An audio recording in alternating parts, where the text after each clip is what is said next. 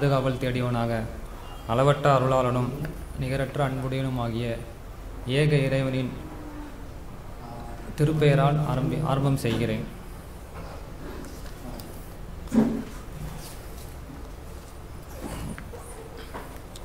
பிரசித்தி பெற்ற ஒரு தத்துவ மேதை பிரான்சிஸ் பீக்கன் அவர் சொல்கிறார், அரைகுறை விஞ்ஞான அறிவு இருக்கே ஒருவரை நாத்திகனாக்கும், முழுமையான விஞ்ஞான அறிவு இருக்கே ஒருவனை இறைவனின் பக்கம் என்ன பண்ணும், கொண்டு போய் சேர்க்கும். கடவுள் இருக்கிறாரா, கடவுள் இருக்கிறார் என்ன பண்ணுறாங்க, பெரும்பாலான மக்கள் ஏற்றுக்கிறாங்க. ஒரு சில பேர் அதுலேயும் குழப்பத்துலேயும் இருக்காங்க, இருக்கிறாரா இல்லையான்னு. ஒரு சில பேர் இல்லைன்னு சொல்லி மறுக்கிறாங்க. மறுக்கிறதுக்கு அவங்க விஞ்ஞான ரீதியாக ஒரு சில சொல்கிறாங்க, இந்த எல்லாமே எல்லா பொருளும் தானாக உருவானதாக விஞ்ஞானம் கூறுவதாக சொல்லி என்ன பண்ணுறாங்க, அவங்க இறைவனை மறுக்கிறாங்க. ஆனால் விஞ்ஞானம் ஒருபோதும் அந்த மாதிரி சொன்னதில்லை. விஞ்ஞானம் ஒரு அளவுக்கு மேலே அது கண்டுபிடிக்கவும் முடியல. ஒரு சில தியரியை அது அப்படியே நிறுத்தப்பட்டிருக்கு. விஞ்ஞானத்தான முழுமையாக கண்டுபிடிக்க முடியாது, ப்ரூஃப் பண்ண முடியாது. இந்த அளவுக்குனா அந்த உயிரினம் படைத்ததை சொல்லுவாங்க, உயிரினம் தானாக உருவாச்சு. எவால்வேஷன் தியரி, சார்லஸ் டார்வின் தான் ஃபாதர் ஆஃப் எவால்வேஷன் தியரின்னு சொல்லுவாங்க. ஆனால் சார்லஸ் டார்வின் அதை கண்டுபிடிக்கலை. அதுக்கு முன்னாடியே ஒரு சில பேர் அதை கண்டுபிடிச்சிட்டாங்க. எவால்வேஷன் தியரினா ஒன்றும் இல்லை, ஒரு 2-3 செல்லில் இருந்து பரிணாம வளர்ச்சி அடையுது. சின்ன செல்லில் இருந்து ஒரு செல் 2 செல்லாக பிரிகிறது, 2 செல்லு 4 செல்லாக பிரிஞ்சு அப்படியே பரிணாம வளர்ச்சி அடைஞ்சு அது என்ன பண்ணுது, பல விதமாக பிரிஞ்சு பரிணாம வளர்ச்சி அடையுது. அதில் என்ன சொல்கிறாருன்னா, ஒரு மனிதன் குரங்குல இருந்தால் வந்தான் சொல்லி அவர் எழுதுறாரு. அவர் எழுதி முடிச்சு 1600 வருஷம் ஆயிடுச்சு அந்த தியரி எழுதி முடிச்சு. அந்த தியரி இன்னும் நிரூபிக்கப்படவில்லை, இதுக்கப்புறம் அது நிரூபிக்கப்பட முடியாது. அந்த புக்கில் எப்படி எழுதியிருக்காருன்னா, அதாவது ஃபெயில்டு லேபரேட்டரி டெஸ்ட்டுன்னு சொல்லுவாங்க. பரிசோதனை செய்யப்படுவாங்க, போய் லேபரேட்டரியில் போய் பரிசோதனை செய்யப்பட்டால் ஃபஸ்ட்டு ஒரு இதை எடுத்து பரிசோதனை பண்ணுவாங்க. அதை பண்ணும்போது அதில் ஒரு சில தோல்வி அடையும் போது குறிச்சுப்பாங்க, குறிச்சிட்டு திருப்பி பண்ணுவாங்க. திருப்பி பரிசோதனை பண்ணிக்கிட்டே இருப்பாங்க. அதை பரிசோதனை பண்ண கடைசியில் ஒரு கட்டத்தில் தான் என்ன பண்ணுவோம், அவங்களுக்கு ரிசல்ட் கிடைக்கும். அந்த ரிசல்ட்டுக்கு முன்னாடி என்ன பண்ணுவாங்க, அந்த தோல்வியானதெல்லாம் எல்லாத்தையும் என்ன பண்ணுவாங்க, குறித்து வச்சுப்பாங்க. இந்த தோல்வியானதெல்லாம் எவிடன்ஸாக இருக்கும்.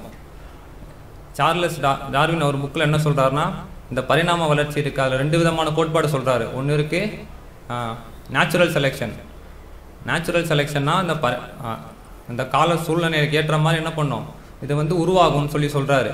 எப்படி சொன்னால், உதாரணத்துக்கு சொல்ல போனால், இப்போ ஒரு செங்கல் ஜல்லி மண் இருக்குது, நம்ம எடுத்து தூக்கி டக்குன்னு போட்ட உடனே தானாக ஒரு பில்டிங்காக உருவாகாது. ஒரு பொருள் போய் ஒரு சில பொருளை ஒட்டும் தவிர தானாக உருவாகாது. இந்த மாதிரி தான் அவர் சொல்கிறாரு. இந்த அளவுக்குனா அந்த பரிணாம வளர்ச்சி எப்படி அடையுதுன்னா, ஒரு காலத்தில் ஒரு மீன் இருக்குது. இந்த மீனுக்கு ஒரு 5 கண் இருந்திருக்கும். அந்த 5 கண் இருந்த மீன் என்ன ஆகுதுன்னா, திருப்பி இறந்து போய் 4 கண்ணோட மீன் ஆகும். அந்த 4 கண் மீன் இறந்து போய் 3 கண் ஆகுது. கடைசியில் அது என்னது, கரெக்டான அந்த உருவத்துக்கு வருதுன்னு சொல்லி சொல்கிறாரு. ஆனால் இந்த மாதிரியான தொல்பொருள் படிமங்கள் கிடைக்கல, எங்கேயுமே கிடைக்கல. அவர் சொல்கிறாரு, இந்த மாதிரியான தொல்பொருள் படிமங்கள் என் காலத்தில் கிடைக்கல, எனக்கு பின்னாடி இருக்க காலத்தில் இது கிடைச்சிருச்சுன்னா இதில் உண்மை இருக்குது சொல்லி சொல்கிறாரு. இதுக்கப்புறம் என்ன, இது கிடைக்கலன்னா இது தேரி பொய்ன்னு சொல்லிட்டாரு. ஆனால் இன்றளவுக்கு அந்த மாதிரியான தொல்பொருள் படிவங்கள் ஒருபோதும் கிடைக்காது. இந்த கிடைக்காத இந்த பொய்யான விஷயத்தை இன்றளவு என்ன பண்ணுறாங்க, பாட புத்தகத்தில் வச்சுருக்காங்க. குரங்குலேருந்து தான் மனுஷன் வந்தான்னு சொல்லி. இந்த தியரி சுத்தமாக பொய்யான விஷயம். இதில் என்னன்னு சொல்கிறாருன்னா, மனுஷன் குரங்குலேருந்து வரல. இறைவன் சொல்கிறான் குர்ஆனில் 49வது 13வது அத்தியாயத்தில் மனிதர்களே ஒவ்வொரு என்ன பண்ணோம், ஒரு ஆண் ஒரு பெண்ணில் இருந்தால் என்ன பண்ணோம் நாங்கள் படைத்தோன்னு சொல்கிறான். இந்த அளவு விஞ்ஞானத்தில் ஆய்வு பண்ணுறாங்க. ஹெனிட்ஸ் கிரேவி என்ற ஒரு அறிஞர் மரபணு ஆராய்ச்சி பண்ணுறாரு. அவர் மரபணு பண்ணி சொல்லும்போது சொல்கிறாரு, இது குரங்குலேருந்து மனுஷெல்லாம் வரலை, 2 லட்சம் ஆண்டுகளுக்கு முன்பு ஏதோ ஒரு நிகழ்வு நடைபெற்றிருக்கிறது, உயிரினங்களிலிருந்து உருவாகி உள்ளது. ஆனால் டார்வினுடைய கோட்பாடு பரிணாம வளர்ச்சியின்படி ஆரம்பத்தில் உயிரினங்கள் உருவாகவில்லை. ஏனென்றால் நமக்கு தெரியும், இன்று வரை அதற்கான எந்தவித ஆதாரமும் நமக்கு கிடைக்கவில்லை. இதுவும் இல்லாமல் சுவிட்சர்லாண்டில் இருக்க 2 விஞ்ஞானிகள் ஆராய்ச்சி செய்கிறாங்க, மரபணு சோதனை செய்கிறாங்க. மரபணு சோதனையில் உயிரணுவிலிருந்து மரபணு எடுத்து ஆராய்ச்சி செய்கிறாங்க, டிஎன்ஏ டெஸ்ட் பண்ணுறாங்க.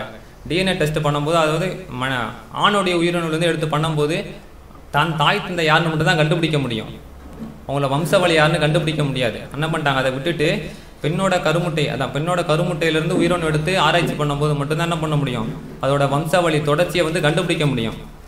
எடுத்து ஆராய்ச்சி பண்ணுறாங்க. ஆராய்ச்சி பண்ணும்போது ஆராய்ச்சி பண்ணால் ஒரு 10,000 தான், ஒரு 5,000 5 கோடி ஆண் பெண்கள்லேருந்து எடுத்து உங்களுக்கு பண்ண ஆராய்ச்சி பண்ணும்போது அந்த கடைசியாக எங்கே போய் முடியுதோ அந்த ஆராய்ச்சியோட முடிவு CBN நியூஸ் சேனலில் கூட வந்து சொல்லியிருக்காங்க. இந்த ஆராய்ச்சியோட முடிவு எங்கே முடியுதுன்னா கடைசியாக ஒரு பெண்ணுக்கிட்ட தான் போய் முடியுது.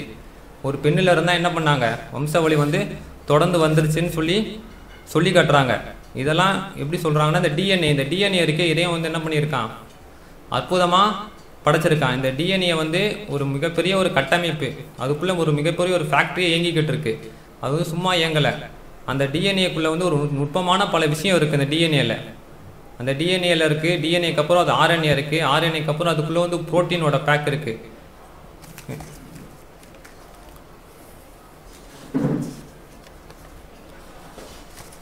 அதாவது சிக்னேச்சர் ஆஃப் த செல்னு சொல்லி ஒரு புக் எழுதுறார் ஒரு ஆத்தர், ஸ்டீஃபன் மேயர்னு சொல்லி. முதலில் உயிரினங்கள் உருவாகுவதற்கு கோடிக்கணக்கான செல்கள் தேவை. அந்த கோடிக்கணக்கான செல்கள் தேவை. அந்த செல்களை உயிர் வாழ்வதற்கு நீண்ட வரிசை கொண்ட அமினோ அமினங்கள், அந்த அமினோ அமினங்கள் வந்து டிஎன்ஏக்குள்ளே தான் இருக்கும். அந்த அமினோ அமினங்கள் வந்து தேவை. அந்த நீண்ட வரிசை கொண்ட அமினோ அமினங்கள் வந்து இடையில் ஏதாவது ஒரு வரிசை மாறினாலும் புரோட்டீன்கள் உருவாகாது. இந்த புரோட்டீன்கள் உருவாலனா என்ன பண்ணாது, செல்கள் உயிர் வாழ முடியாது சொல்றாரு. அதாவது டிஎன்ஏடைய கட்டமைப்பு இருக்கே, அதுக்குள்ளே வந்து நிறைய தகவல் வந்து இதையும் வந்து வச்சிருக்கான்.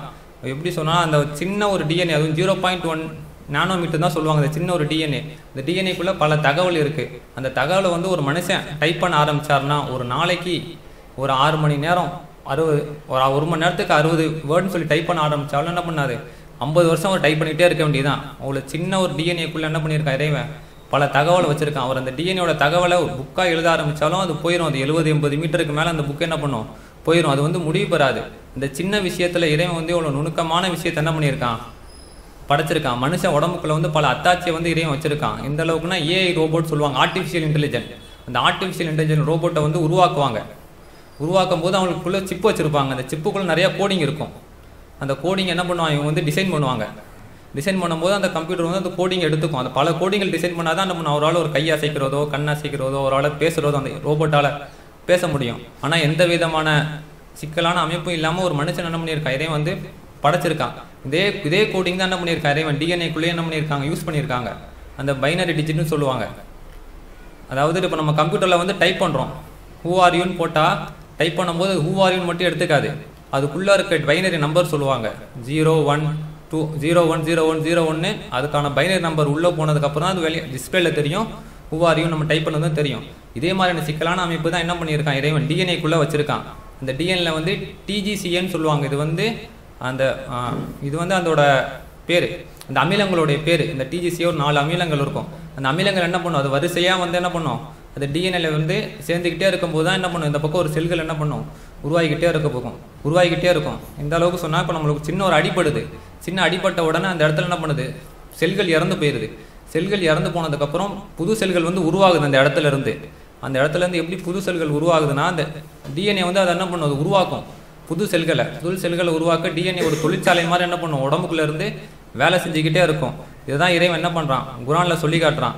82வது அத்தியாயத்தில் 6வது வசனத்தில், மனிதர்களே, அருட்கொடையான உங்கள் இறைவனை குறித்து உங்களை ஏமாற்றத்தை வீழ்த்தியல் எது? அவன் உன்னை படைத்தான், உன்னை குறைகள் எதுவுமின்றி செம்மையாக படைத்தான்,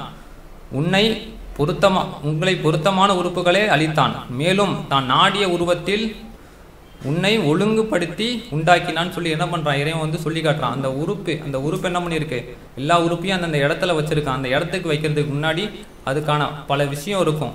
அந்த உறுப்புக்குள்ளே இருக்க சயின்ஸ் படி பார்த்தா பல விஷயம் இருக்கும். அந்த பல விஷயத்தை என்ன பண்ணியிருக்கா இறைவன் வந்து செம்மையாக படைத்திருக்கான். அதே மாதிரி தான் இந்த எவால்வேஷன் தியரியை நம்பக்கூட ஒரு சயின்டிஸ்ட் இருக்கார். அவர் பேரும் ரிச்சர்ட் டார்வின். அவர்கிட்ட போய் ஒரு மனுஷன் போய் கேட்குறான், நீங்கள் என்ன பண்ணுறீங்க, நீங்கள் இந்த எவால்வேஷன் தியரியை நம்புறீங்களா இல்லை இறைவன் தான் உருவாக்கணும்னு சொல்லும் போது அவர் சொல்லி காட்டுறாரு. இப்பொழுது அதாவது சொல்கிறாரு, அதாவது ஒரு அந்த டிஎன்ஏவோட கூறுக்குள்ள இருக்கிறது வந்து சொல்லும்போது ரொம்ப மதிநுட்பமான ஒரு இறைவனால் என்ன பண்ணியிருக்குது வந்து படைக்கப்பட்டிருக்கு. இது வந்து பிரபஞ்சத்தில் எங்கேயுமே இது மாதிரி ஒரு நுட்பம் வந்து யூஸ் பண்ணப்படலை. ரொம்ப மதிநுட்பமான ஒருவலால் மட்டும்தான் என்ன பண்ணி இதை வந்து படைக்கப்பட்டிருக்கு என்ன பண்ணுது சொல்லி காட்டுறாரு. ஆக எல்லா விஷயத்தையும் பார்த்தா இறைவன் வந்து ஒருவன் தான் இருக்கான். அவன் என்ன பண்ணுறான், அவன் மதிநுட்பமானவன். அந்த மதிநுட்பமான படைப்பு பின்னாடி என்ன பண்ணியிருக்கு, மிகப்பெரிய விஷயம் இருக்குன்னு என்ன பண்ணுது, விஞ்ஞானமும் சரி, இது நம்ம உடம்புலையும் பல அத்தாட்சிகள் என்ன பண்ணியிருக்கான், இறைவன் வந்து வச்சுட்டு போயிருக்கான். நம்ம கைகள் கால்களுக்கு பின்னாடி உள்ள நம்ம லேசாக நினைக்கிறோம், ஆனால் இதுக்கு பின்னாடி பல விஷயம் வந்து நிகழ்த்தப்பட்டு கொண்டு இருக்கு. பல விஷயத்த வந்து இறைவன் என்ன பண்ணியிருக்கான், நிகழ்த்திக்கிட்டு இருக்கான். எல்லாத்துக்கு பின்னாடி என்ன பண்ணியிருக்கான், இறைவன் வந்து ஒருவன் தான் இருக்கான்னு சொல்லிடுற அந்த சிக்னேச்சர் சொல்லுவாங்க, சிக்னேச்சர் ஆஃப் செல்ஃப், இறைவனோட முத்திரை.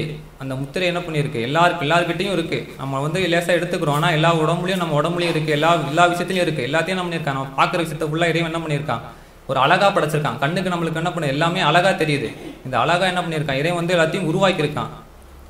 இந்த உருவாக்குனதுக்கு பின்னாடி என்ன பண்ணியிருக்கோம், மாபெரு சக்தி ஒன்று இருக்குன்னு சொல்லி எல்லா விஞ்ஞானியாளர்களும் என்ன பண்ணுறாங்க, நம்புறாங்க. அந்த சக்தி என்ன பண்ணுது, ஒருவனால் மட்டும்தான் என்ன பண்ண முடியும், அதை வந்து படைக்க முடியும்னு சொல்லியும் சொல்கிறாங்க. யாரெல்லாம் கடவுளை மறுக்கிறாங்களோ, விஞ்ஞானத்தில் கடவுளை மறுக்கிறாங்களோ அவங்களும் சொல்கிறாங்க, இதுக்கு பின்னாடி நாங்கள் சயின்ஸ் வந்து இறைவனை வந்து கண்டுபிடிக்க முடியாது, ஆனால் இதுக்கு பின்னாடி ஒரு மிகப்பெரிய ஒரு சக்தி, அதாவது ஒருவன் இருக்கான், அந்த படைப்பாளனை பற்றி என்ன பண்ண முடியாது, எங்களால் விவரிக்க முடியாதுன்னு சொல்லிட்டு என்ன பண்ணிட்டாங்க, அந்த வார்த்தையோட முடிச்சிடுறாங்க. எல்லாத்துக்கும் பின்னாடி ஒருவன் இருக்கான், அந்த ஒருவன் தான் எல்லாத்தையும் படைச்சான்னு சொல்லி குரான் சொல்லுது. மனிதர்கள் ஒரு தாய் ஒரு மக்கள்லேருந்து வந்தார் தான் சொல்லுது குரான் சொல்லுது. அதே தான் என்ன பண்ணுது இந்த விஞ்ஞானமும் சொல்லுது.